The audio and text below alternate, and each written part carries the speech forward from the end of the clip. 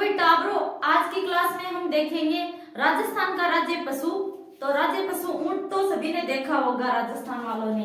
अब देखो ऊंट, तो चलो ऊंट की सवारी करते हैं। तो राजस्थान का राज्य पशु ऊंट, वो भी पालतू श्रेणी का। अगर पूछ ले वन्य जीव श्रेणी का तो कौन सा है? चिंकारा। तो इसको भी हम डिटेल से पढ़ेंगे, ठीक है। तो पालतू श्रेणी में देखो कौन है राज्य पशु? हमारा ऊंट है, क्योंकि ऊंट को हम पालते हैं, ठीक है। तो ये है वो काफी बड़ा होता है, ठीक है। अब देखो इसका सबसे पहले घोषणा देखो, घोषणा की गई थी 30 जून 2014 को। 30 जून 2014 को घोषणा की गई थी। 2-3 मंथ बाद में है वो इसको जो ऑफिशियली तौर पे इसको दर्जा दे दिया गया 19 सितंबर 2014 को। पहले तो घोषणा की गई, ठीक है, कि ऊंट को है वो अपना राज्य पशु बनाएंगे, पालतू श्रेणी का, ठीक है। फिर इसको जो दर्जा है वो ऑफिशियली तौर पर मिल गया था 19 सितंबर 2014 को, ठीक है। जिस प्रकार से भाई मुख्यमंत्री अशोक गहलोत ने वो घोषणा की थी कि अब से है वो 50 जिले होंगे, 19 नए जिले और 3 नए संभाग होंगे। पहले घोषणा की, उसके बाद में अगस्त में है वो उनको ऑफिशियली मंजूरी दे दी कि इतने होंगे, ठीक है। तो अब जो बीजेपी की सरकार है वो सोच रही है कि बनाए या ना बनाए, तो वो खुद कंफ्यूजन में है। अब देखो वैज्ञानिक नाम है कैमेलेस डोमेरियस। कैमेलेस डोमेरियस। तो ये जो एक कुबड़ वाला जो ऊंट होता है, जिसके एक कुब होती है, तो उसे बोलते हैं हम कैमेलेस डोमेरियस। ये है इसका साइंटिफिक नेम। जिसके 2 कुबड़ होती है ना, उसको बोलते हैं बेक्टियन। इसके 2 कुबड़ होती है भाई, तो ये होता है मंगोलाई ऊंट, इसको मंगोलाई भी कहते हैं, ठीक है। तो कैमेलेस डोमेरियस तो आप सभी ने देखा होगा, एक कुबड़ वाला, तो जो राजस्थान में देखने को मिलता है। अब देखो राजस्थान का दूसरा राज्य पशु पालतू श्रेणी में, ठीक है। तो राजस्थान का है वो दूसरा पालतू पशु है ये, वो भी जो कि पालतू पशु में आता है, ठीक है। अब देखो वन्य जीव में कौन है? वन्य जीव में चिंकारा, और पालतू में कौन है? ऊंट, क्योंकि ऊंट को हम पालते हैं। अब देखो भारत में सर्वाधिक ऊंट है वो राजस्थान और गुजरात में देखने को मिलेंगे आपको।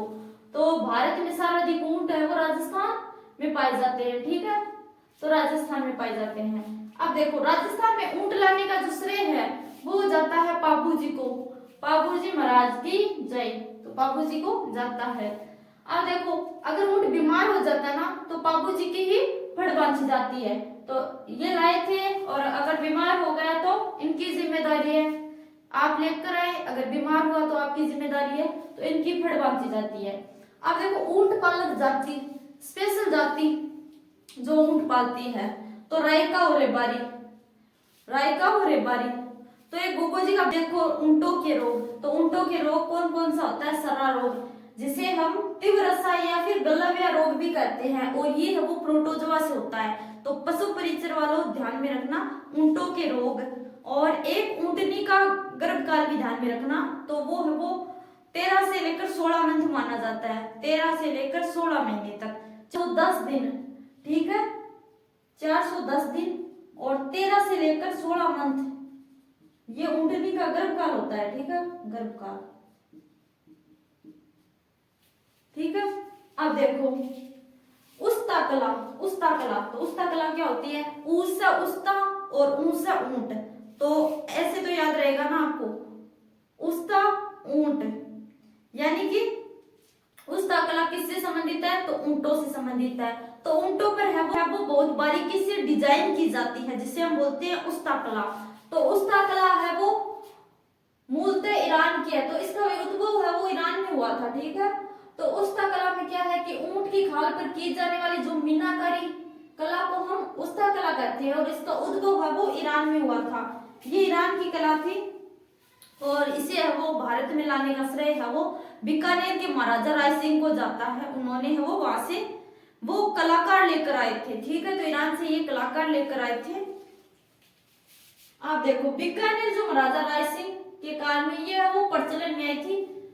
अब देखो उस्ता कला के जो प्रमुख कलाकार वो पूछे जा सकते हैं, तो हिसामुद्दीन जिन्हें 1986 में पद्म श्री से सम्मानित किया गया था, और मोहम्मद हनीफ। तो ये उस्ता कलाकार है, दो व्यक्ति है, हिसामुद्दीन और मोहम्मद हनीफ। हिसामुद्दीन, मोहम्मद हनीफ, ठीक है, ये दो अलग अलग नाम है। तो ये है उस्ता कलाकार है जो कि इस प्रकार के डिजाइन बनाते हैं ऊंटों पर, तो ये बहुत ही सुंदर होता है, ठीक है। और एक नाम ध्यान में रखना, गोरबंद। तो गोरबंद क्या होता है भाई? तो गोरबंद है वो ऊंटों का श्रृंगार होता है, तो ऊंटों का श्रृंगार गोरबंद से किया जाता है, ठीक है। तो ये ऊंटों का श्रृंगार होता है। अब देखो camel man, camel man of Rajasthan, ठीक है। तो ये है अशोक टांक, हमारे अशोक टांक है पुष्कर से संबंधित, पुष्कर अजमेर से संबंधित है ये, इनको कैमल मैन कहा जाता है। अब देखो राष्ट्रीय ऊंट अनुसंधान केंद्र मोस्ट, तो राष्ट्रीय ऊंट अनुसंधान केंद्र है वो है बीकानेर में, जोहड़बीड़ बीकानेर, पूरा नाम जोहड़बीड़ बीकानेर में। स्थापना की गई थी 5 जुलाई 1984 को, 5 जुलाई 1984 को इसकी स्थापना की गई थी। तो राष्ट्रीय स्तर पर है ये, तो आपको ध्यान में रखना है राष्ट्रीय ऊंट अनुसंधान केंद्र जोहड़बीड़ बीकानेर। और एक बात और ध्यान में रखना, जो जैसलमेर है वहां के नाचना गांव के ऊंट फेमस है भाई। जैसलमेर क्यों? जो नाचना गांव है यहाँ का ऊंट फेमस है, ठीक है। और ऊंट मूलतः है वो कहाँ मिलते हैं? राजस्थान की बात करूं तो मैं जैसलमेर, जो जैसलमेर, बीकानेर, शेखावाटी का जो क्षेत्र है और नागौर, यहाँ पर है वो ऊंट ही ऊंट है, ठीक है। तो भारत में नंबर 1 पर कौन है ऊंट में? राजस्थान, ठीक है। तो मिलते हैं।